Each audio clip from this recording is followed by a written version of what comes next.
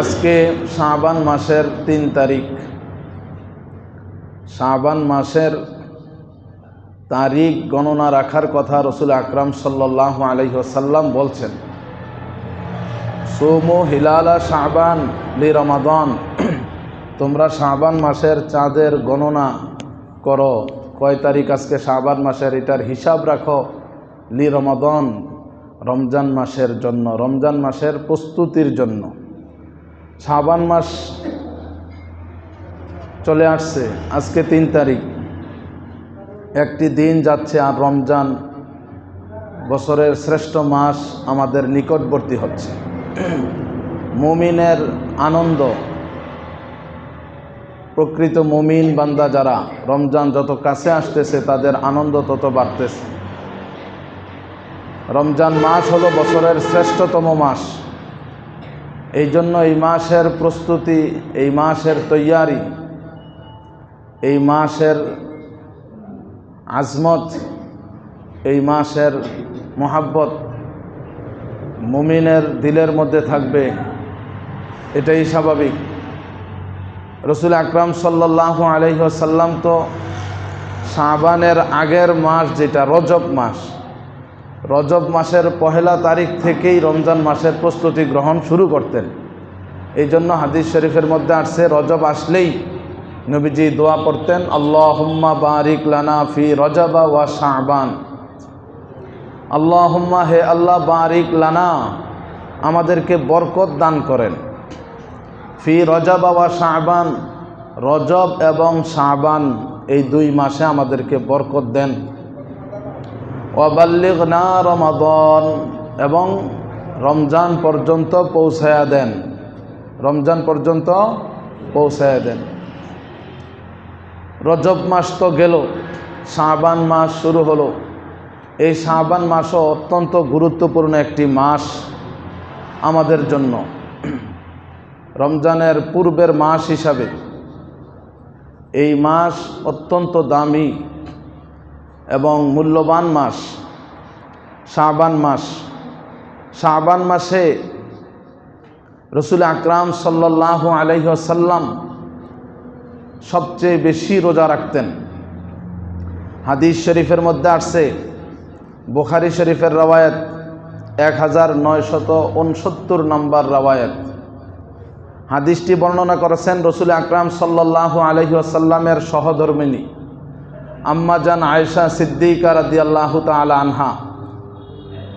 আম্মাজান আয়েশা রাদিয়াল্লাহু তাআলা আনহা তিনি বলেন, ফামা রাআইতু রাসূলুল্লাহি সাল্লাল্লাহু আলাইহি ওয়াসাল্লামা ইস্তাকমালা সিয়ামা শাহরিন ইল্লা রমাদান।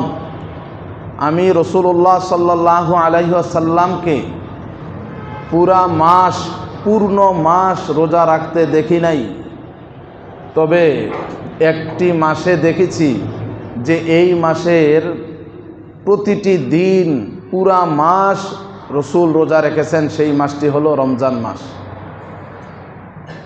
রমজান মাসে রসুল আকরাম সাল্লাল্লাহু আলাইহি সাল্লাম পূর্ণ মাস প্রতিটি দিন রোজা রেখেছেন।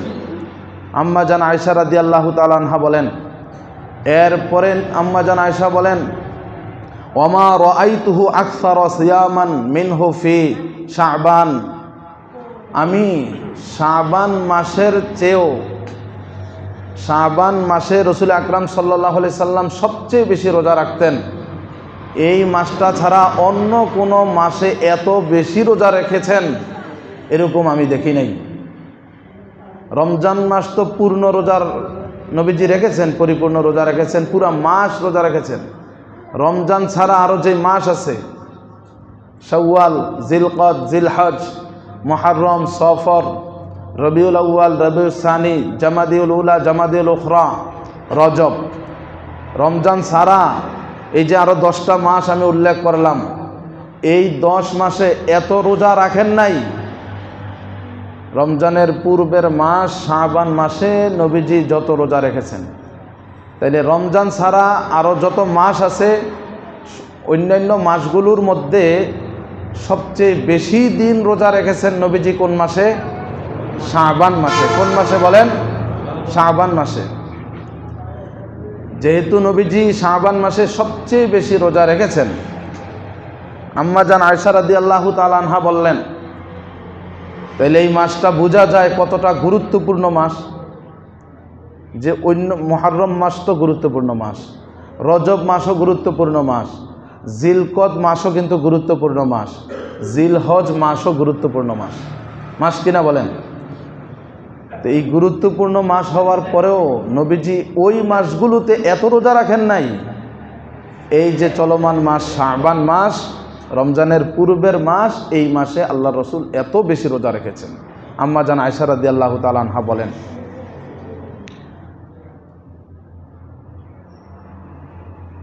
আম্মা জান আয়েশা রাদিয়াল্লাহু তাআলা আনহা থেকে আরেকটা রওয়ায়াত সুনানে আবু দাউদের মধ্যে আসছে, 2431 নম্বর বর্ণনা। আয়েশা রাদিয়াল্লাহু তাআলা আনহা বলেন, কানা আহাব্বু শুহুরি ইলা রাসূলিল্লাহি সাল্লাল্লাহু আলাইহি ওয়াসাল্লাম আইয়াসুমাহু শাবান। রোজা রাখার জন্য রাসূল আকরাম সাল্লাল্লাহু আলাইহি ওয়াসাল্লামের কাছে সর্বাধিক প্রিয় মাস ছিল শাবান মাস। নবীজি কোন মাসে রোজা রাখতে বেশি পছন্দ করতেন? শাবান মাসে। এই জন্য এই মাসে নবীজি বেশি রোজা রেখেছেন, হাদিসের মধ্যে আসছে। এখন প্রশ্ন হলো, নবীজি সাল্লাল্লাহু আলাইহি ওয়াসাল্লাম কেন শাবান মাসে এত বেশি রোজা রাখতেন? আশহুরে হুরুম আছে, 4 মাস সম্মানিত মাস, 4টা সম্মানিত মাস আছে না, যেই মাসগুলো আল্লাহর কাছে সম্মানিত। আশহুরে হুরুম 4টি সম্মানিত মাস, ওই মাসগুলোতেও নবীজি এত বেশি রোজা রাখেন নাই। শাবান মাসে এত বেশি রোজা রেখেছেন। কেন রেখেছেন নবীজি এত বেশি রোজা কেন রেখেছেন? এক সাহাবী, রাসূল আকরাম সাল্লাল্লাহু আলাইহি ওয়াসাল্লামের সাহাবী উসামা ইবনে যায়েদ রাদিয়াল্লাহু তাআলা আনহু, তিনি নিয়মতান্ত্রিকভাবে নবীজিকে প্রশ্নও করে ফেলেছেন, হুজুর আপনি শাবান মাসে এত বেশি রোজা কেন রাখেন? উসামা ইবনে যায়েদ রাদিয়াল্লাহু তাআলা আনহু বলেন, কুলতু, আমি বললাম, ইয়া রাসূল আল্লাহ, হে আল্লাহর রাসূল, লাম আরাকা তাসুমু শাহরান মিনাশ শুহুরি মা তাসুমু মিন শাবান। আপনাকে তো শাবান ছাড়া অন্য মাসে এত রোজা রাখতে দেখি না যত রোজা আপনি শাবান মাসে রাখেন। কেন রাখেন? রাসূল আকরাম সাল্লাল্লাহু আলাইহি ওয়াসাল্লাম বলেন, 2টা কারণে আমি শাবান মাসে বেশি রোজা রাখি। কয়টা কারণে? 2টা কারণে নবীজি শাবান মাসে বেশি রোজা রাখতেন। 1 নম্বর কারণ হলো, নবীজি বলেন, যালিকা শাহরুন, এই শাবান মাসটা হলো এমন একটা মাস, ইয়াগফুলুন নাসু আনহু, যেই মাসের ব্যাপারে মানুষ গাফেল থাকে। এই শাবান মাসটার ব্যাপারে মানুষ কি থাকে বলেন? গাফেল থাকে, অমনোযোগ থাকে। কারণ এটা হলো বাইনা রজব ওয়া শাবান, রমাদান। শাবান মাসটা হলো বাইনা রজব ওয়া রমাদান, রজব এবং রমজান মাসের মধ্যবর্তী মাস। রজব এবং রমজানের মধ্যবর্তী মাস হওয়ার কারণে এই মাসে মানুষ গাফেল থাকে, এই মাসে মানুষ অমনোযোগী থাকে। রজব মাসের গুরুত্ব মানুষের মধ্যে থাকে, রজব মাসের ফজিলত আছে। আবার রমজান মাস তো সাইয়্যিদুশ শুহুর, শাহরু রমাদান, রমজান মাস সাইয়্যিদুশ শুহুর, এটা সমস্ত মাসের মধ্যে শ্রেষ্ঠ মাস। ফিহি, এই রমজান মাসের মধ্যে নুজিল আল কোরআন, আল্লাহ তাআলা কোরআন মাজিদকে নাজিল করেছেন। তো রমজান মাস তো এমনিই দামি মাস, এমনিই শ্রেষ্ঠ মাস, সমস্ত বছরের সমস্ত মাসের মধ্যে সেরা মাস। তো এইটার কদর মানুষের মধ্যে আছে, মানুষ রমজান মাসের কদর করে, রমজান মাসে আমল করে, আবাদত করে। আবার শাবান মাসের আগের মাস যেটা রজব, এই মাসটাও মানুষে কদর করে, মূল্যায়ন করে, কারণ এটা আশহুরে হুরুম। ইন্না ইদ্দাতাশ শুহুরি ইনদাল্লাহি 12 শাহরান ফি কিতাবিল্লাহ। আল্লাহ তাআলার কাছে বছরে, আল্লাহ তাআলা যেই দিন আসমান জমিন বানিয়েছেন সেই দিন থেকে বছরের 12 মাস। আল্লাহ তাআলা বছরে কয় মাসে বছর হবে বলেন? 12 মাসে। তো আল্লাহ বলেন মিনহা আরবাতুন হুরুম, এই 12টি মাসের মধ্যে 4টি মাস হলো সম্মানিত মাস। এই মাসগুলোকে সম্মান করতো সেই জাহিলি যুগের লোকেরাও। এই মাসে যুদ্ধ বিগ্রহ করতো না, মারামারি করতো না।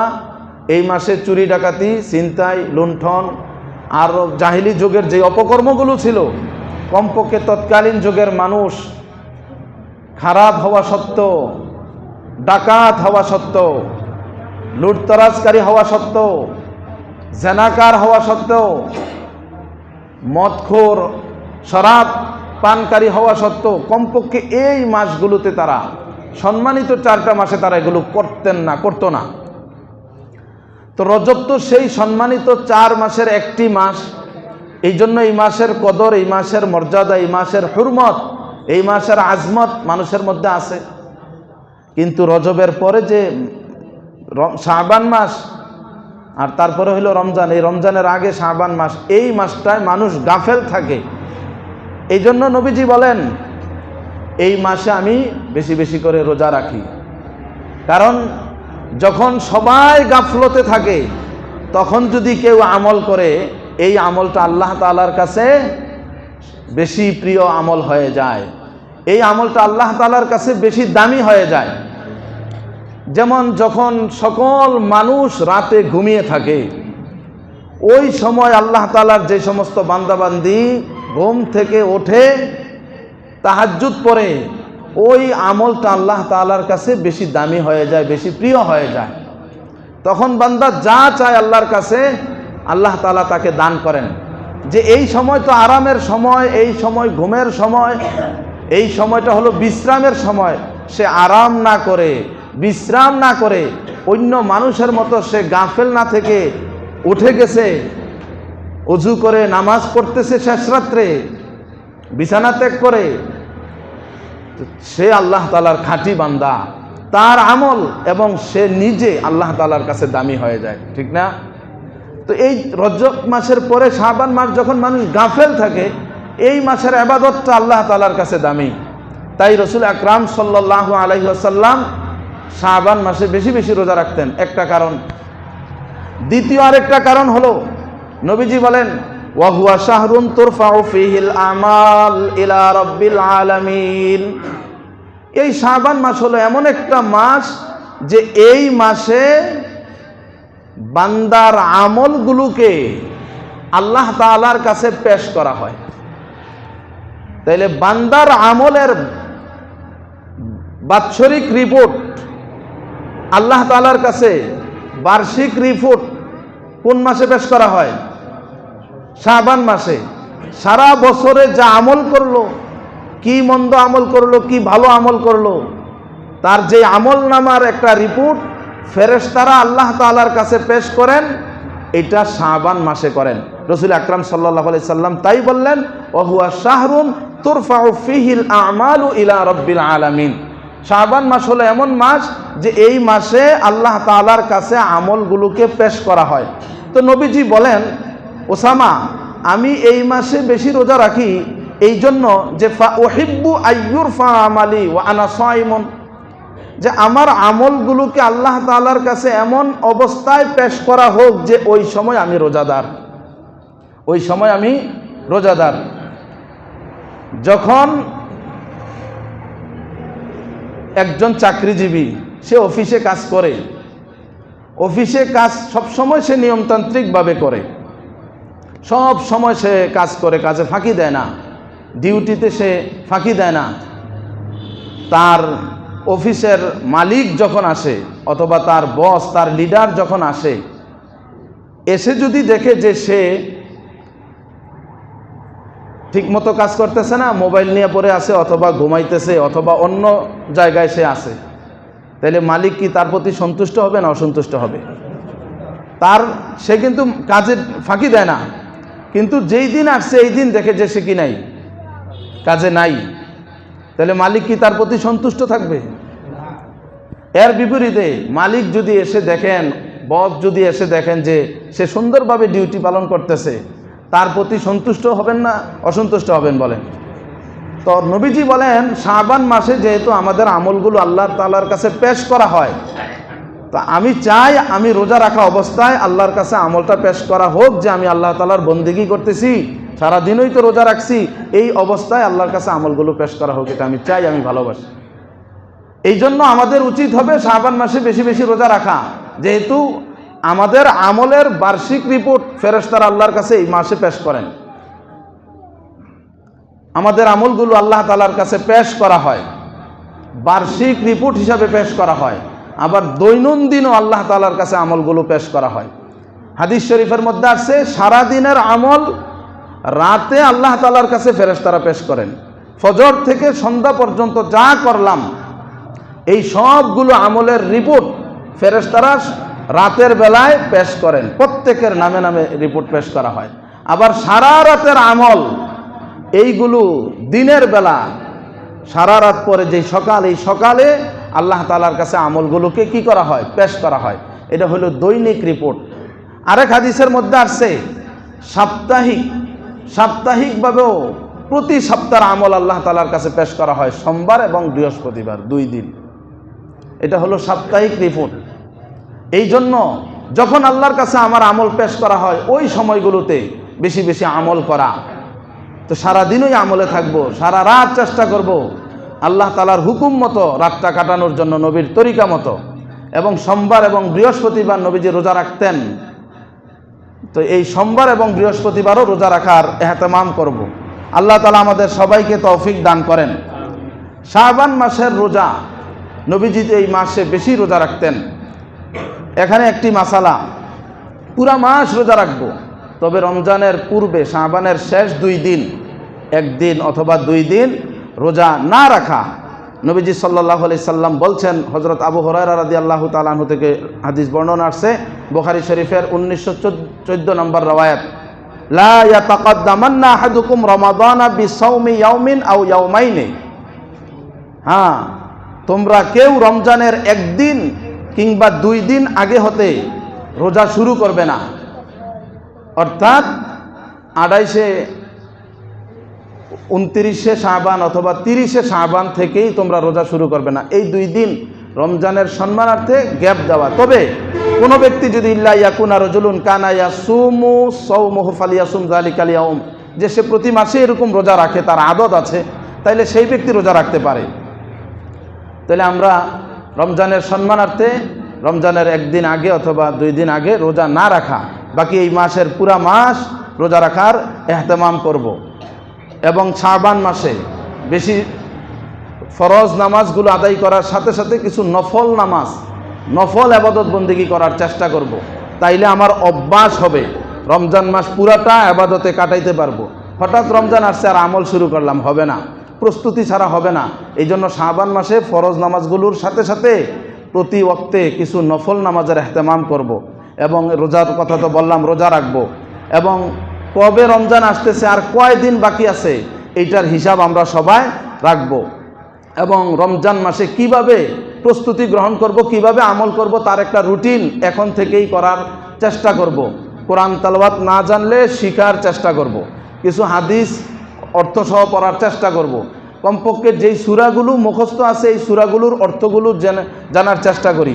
বিশেষ করে 5 ওয়াক্ত নামাজে আল্লাহু আকবার বলা থেকে আসসালামু আলাইকুম সালাম ফিরানো পর্যন্ত A to Z নামাজে যা মুখ দিয়া বলি, রুকুর তাসবিহ, সেজদার তাসবিহ, সূরা ফাতিহার পরে যা মিলাই, এরপরে দোয়ায়ে কুনুত সহ তাশাহুদ, দুরূদ শরীফ, দোয়ায়ে মাসুরা, যাবতীয় সব কিছুর অর্থগুলো এই মাসে এই বুঝার, একটু জানার, একটু শিখার চেষ্টা করি।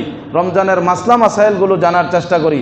আল্লাহ তাআলা আমাদেরকে রমজানের প্রস্তুতি হিসাবে এই শাবান মাসে বেশি আমল করার, বেশি ইবাদত করার একটা সুন্দর রুটিন, একটা প্ল্যান করার তৌফিক দান করেন। যারা ক্বাবলা জুমা পড়েন নাই 4 রাকাত